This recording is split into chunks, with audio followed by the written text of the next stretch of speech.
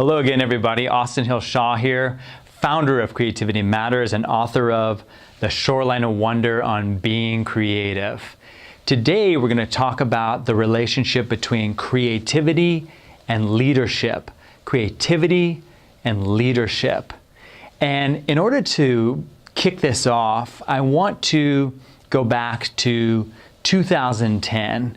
And if you recall, in 2010, we were kind of just emerging from what was the heart of the economic crisis. So many markets were in turmoil at that time, and it was created by the fall of the housing market, but just kind of the chaos kind of seeped into all these different sectors.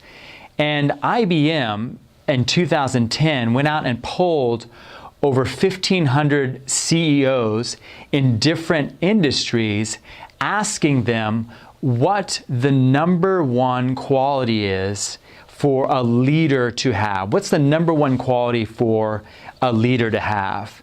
And the most important thing for a leader to have is creativity. That is the most important trait to exhibit as a leader.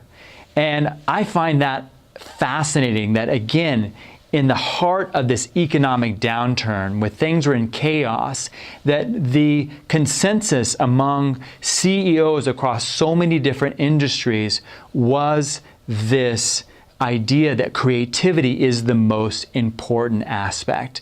And we've already looked at why that might be. That creativity is essential to survival because it allows us to shapeshift. Creativity is essential for growth because it allows us to grow not only in terms of our revenue and market share, but also in terms of the culture and the lives, the quality of the lives of the people that work at that organization. It also leads to innovation. And as we've also seen, that creativity has a component of collaboration, which is already in our DNA. So what I want to focus on in terms of the importance between creativity and leadership, the links between those two, is this. There's a guy named Jim Collins, and he wrote a book called Good to Great. And in that book, he really wanted to explore what makes some companies good and what actually make them truly great.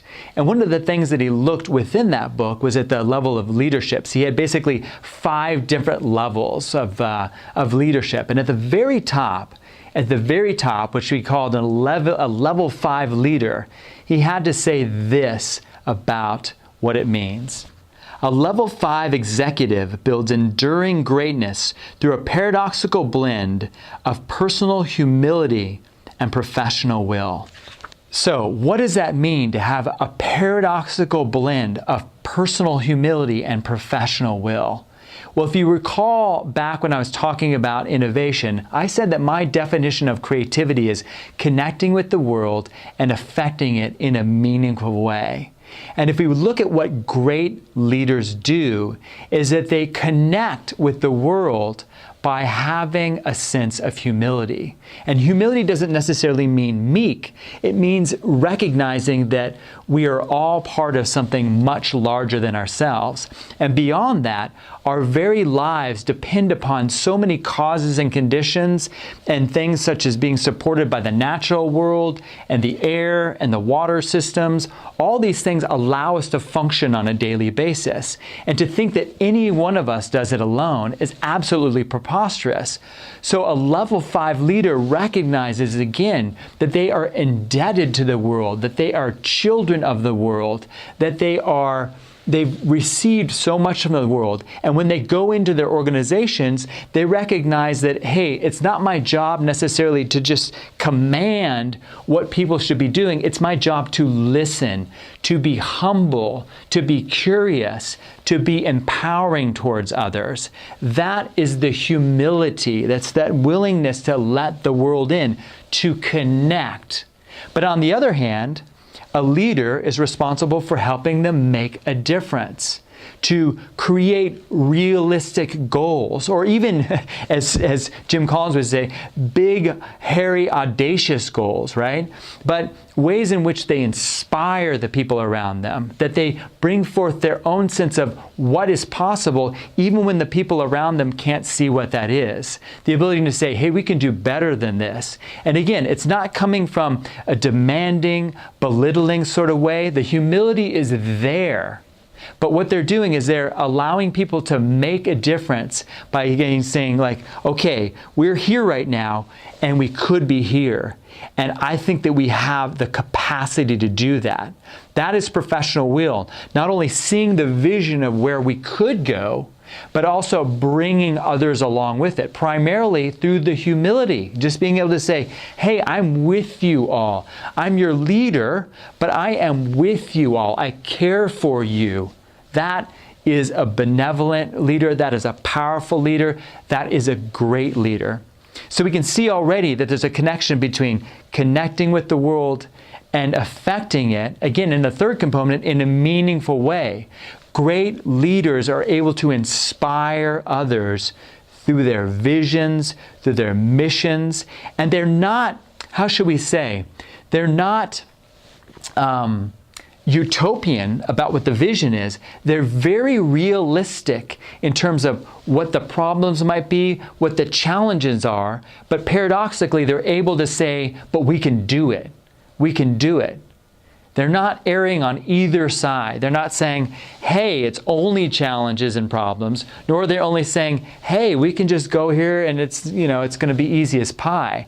They are realists. They are realists, and they draw upon the innate creativity and collaborative abilities of all the people around them in their organization. And that is essentially the links between creativity and leadership. And again, you don't have to be a CEO, you don't have to be a level 5 executive to be a leader. I think the greatest way of leading is simply by leading by example, by you connecting with the world and affecting it in a meaningful way.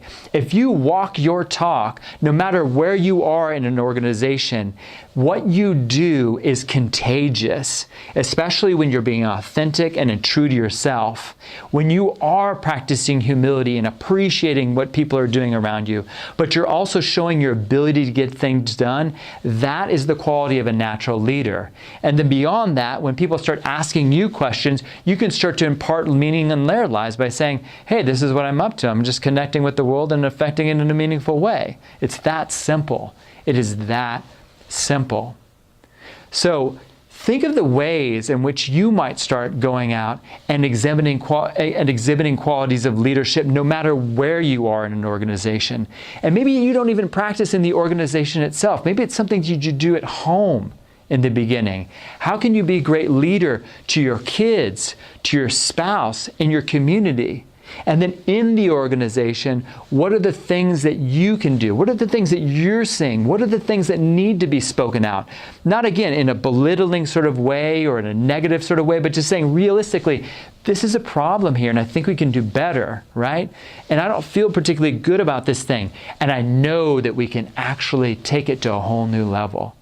That is leadership, and that's something that you can do, and that's something that understanding creativity can empower you to do as well. So I hope this has been helpful.